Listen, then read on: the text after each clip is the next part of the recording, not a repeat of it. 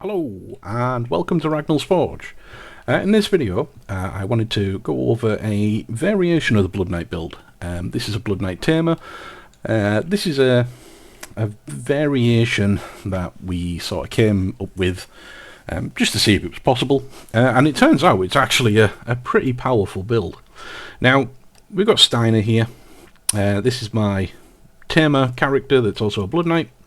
And the suit that he's currently wearing is a bit of a luck suit. So we've got around 2000 luck. We've got resistances are pretty good. I'm still working on this suit, so the cold resists and the poison resists are not quite 100%. But I do have some long-term goals for this suit and what I want it to look like. And then we've got the skills over here as well. So let's have a quick look at the skills. We've got animal law, we've got animal taming, chivalry, mace fighting, necromancy, tactics, and veterinary. Now, I've gone with mace fighting for Stienar just because I like using the mauls. The reason I like the maul is because we've got the primary ability of a double strike. The double strike is very powerful, especially with a maul that's set up as a slayer, and with a lot of different sort of leeches on it. So we've got mana leech and hit lower defense and all that sort of stuff on the weapon. Stienar can hit really hard with this thing using the double strike. Now obviously we're not using things like Bushido and stuff like that you know, Sampires and stuff would use, so we've got to kind of get around that and use other methods to get our damage. An argument could be said that you could be using swordsmanship, and you know, you could use a katana with double strike, but the issue with that is a katana, the base weapon damage on a katana is a lot lower. So for me personally, I just think the maul is a much better fit for this build. And to be fair, I'm a big fan of mace fighting. I think mace fighting's great. We've got 100 chivalry. One of the core elements of the Blood Knight is chivalry. That helps us get things like our hit chance, gives us some extra swing speed, a little bit of damage increase. You know, we've got things that will refresh our stamina. We've got a heal through that if we need it. We've got enemy of one. It's just chivalry is just too good not to be using. Necromancy, as always. We're using Vampiric Embrace, we're using that for the life drain, and we're getting some nice stats out of that as well.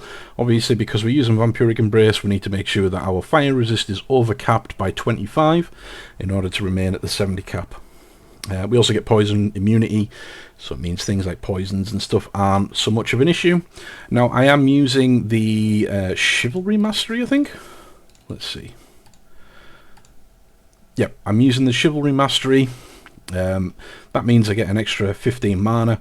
Stienar is a human. I actually prefer my Blood Knight builds to be human, and the main reason for that is with the Jack of all traits, the Jack of all trades passive, you get like a plus 20 to pretty much every single skill just passively, and because of the Blood Knight and the way it works, we like to use Curse Weapon from time to time. If you have no skill, in Spirit Speak, it lasts less than a second. With 20 Spirit Speak, it gives us a few seconds. I can't remember exactly how much, but it gives us, oh, there we go, about 8 seconds of Curse Weapon, more than enough that we need if we needed to do that extra 50% bit of leech. And I do carry Pig Iron around in my backpack for that. Now, the main purpose of this build is for farming. I use this for farming a lot. You know, if I'm collecting up lots of stuff to unravel, or if I'm after more leather and things like that, I generally use this character for it. I think it's a very efficient character for farming, but that's not just all it can do. It can also hold its own in things like champ spawns. We can switch out the pet for an AoE pet. I actually have a beetle. Let's pop our nightmare in and let's have a look at the beetle. Let's see, Polo. Polo is set up as an AoE beetle with poison breath and frenzied whirlwind and poisoning and all that stuff. He's absolutely awesome in an area, and because we're using a one-handed shield, we can also switch out to a whip, and then we've got area attack as well. So even in champ spawns and things, it's still very, very, very formidable. But for the time being, we're just going to stick with our nightmare. Now, Golda here. Golda's been set up as a single target build. So he's got Discord, Dragon Breath, Healing, and Force of Nature. On the UOAlive server, some of the legendaries will have healing. This is very, very helpful for a melee build because not only will Golder heal himself with healing, he will also heal me as well. So if we're in close proximity and we're fighting together, taking down a bit of a difficult mob, if I get hit, there's the slight chances he could start healing me. Works in the exact same way the Q's healing system works. Just makes this pet ideal for fighting alongside me. And obviously we've got Discordance as well. That benefits both of us. Lets us hit a lot harder and lets Golder hit a lot harder as well. So let's have a look at this in action. Let's go over to Destard. I always like to use Destard as my testing ground. If it can take down a greater dragon, then it's generally going to be a pretty solid build. So let's see. Looks like there's somebody already here. That's good. Any dragons? Nope. Looks like they're all being taken. There is currently some events going on the UOAlive server, which means we've got greater turkey dragons spawning in here, so it means that this area is a little bit more popular than normal. There we go. Oh, tell Golder to guard us, and the dragon's already dead. Oh, looks like my Loot Master wasn't set up properly. I know there's usually a dragon or two hiding up here, so let's just run our way up here. Ah, here we go.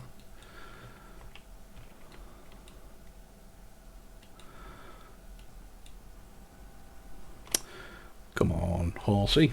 There we go.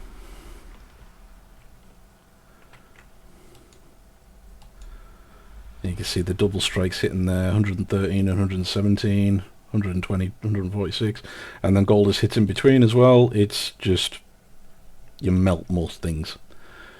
And obviously if the pet is tanking, it means I'm not taking any damage. So that also ties into the way that this build will work. It is slightly differently to, works slightly differently to the Blood Knight in that we have no parry. And we're not taking any defense chance either. I'm really not bothered about maxing out my defense chance. And what ultimately I will do is I will look at refining my gear to increase my maximum resistances. Probably take on extra physical and extra fire because those are the two most common. And I'll reduce my maximum defense chance down. That'll be something I do once I've completely finalized the suit. And there'll be no more changes on that. Let's see, we've got some more dragons and things down here that we can fight.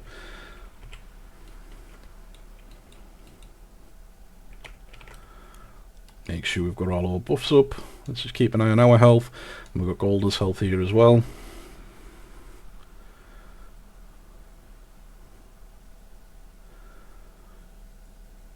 And obviously the Vampiric Embrace is coming in clutch, letting us be able to regen all of our health back even if we do get hit. And at the same time, Golder's healing me, I'm healing Golder, so we're essentially cross healing. So his health doesn't go down, my health's remaining up. No problems. That was a couple of greater dragons, I think a shadow dragon and some other, or shadow worm and some other things.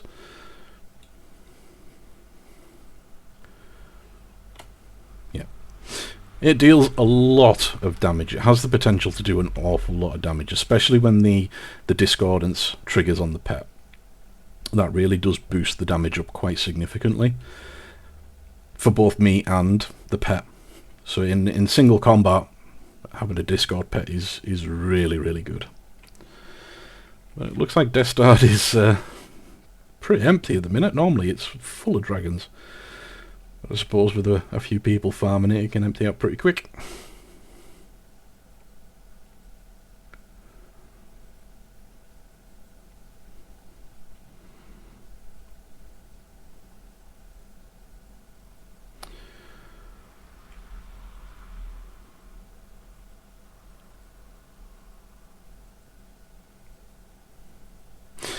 Looks like the Sea Guild have got this one pretty locked down.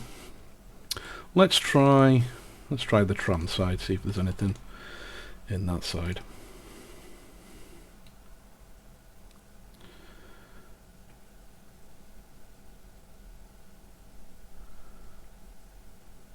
Ah, here we go, Greater Dragon. Let's just see how fast we can take it down.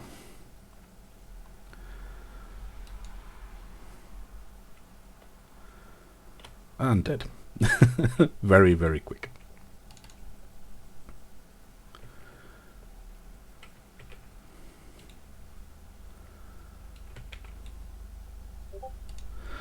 Alrighty. There we have it. Very quick run through and a little bit of a showcase around how the build works and the sort of damage it can put out. But if you do have any questions about the build, or you have any questions in general for me, you can always find me on the UOAlive Discord, or alternatively you'll generally always find me floating around in the Forge, which can be accessed through any of the public moon gates on the UOAlive server. Thanks very much, and we shall see you in the next one. Bye!